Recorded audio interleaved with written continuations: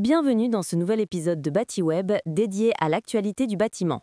Au programme aujourd'hui, MaPrimeRénov' retombe en panne à peine relancée, un premier bilan pour la RE 2020 et le groupe Legrand qui accélère sa stratégie aux États-Unis.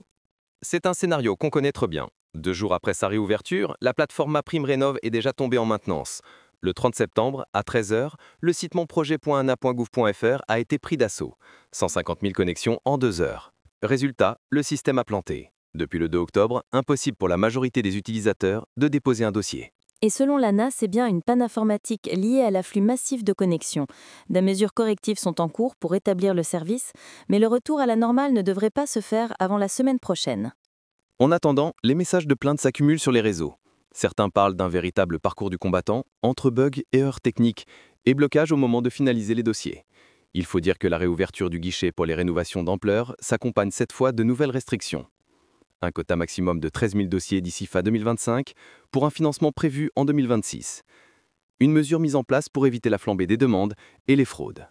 Bref, MaPrimeRénov' reste un dispositif clé, mais toujours fragile techniquement. On passe à la RE 2020, cette réglementation environnementale qui a transformé la construction neuve en France depuis 2022. 3 ans plus tard, les premiers bilans sont encourageants. L'empreinte carbone moyenne des logements collectifs neufs a baissé de 20%. Certains projets atteignent déjà les seuils fixés pour 2028, voire pour 2031. Des résultats rendus possibles grâce à l'abandon du gaz, à l'amélioration des matériaux et à la montée en puissance du réemploi. La filière s'adapte et progresse, mais tout n'est pas gagné. Exactement. Le rapport du Vaton, publié cette année, salue les avancées mais alerte. Certaines mesures pourraient réduire de 5 à 10 % l'ambition climatique si elles sont assouplies.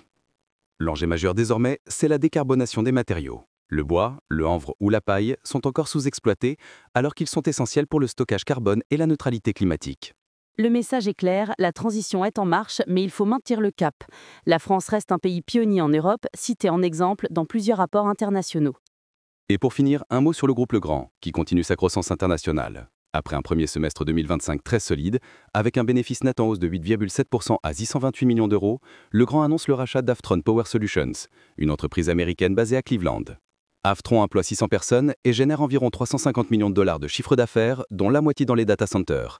C'est un marché en plein essor et Legrand compte bien y renforcer sa présence. Le groupe précise que ses infrastructures représentent déjà 24 % de son chiffre d'affaires. Avec cette opération, Legrand consolide sa position sur la transition énergétique et le numérique, deux piliers de sa stratégie mondiale. Un signal fort envoyé au marché américain et aux acteurs de l'énergie.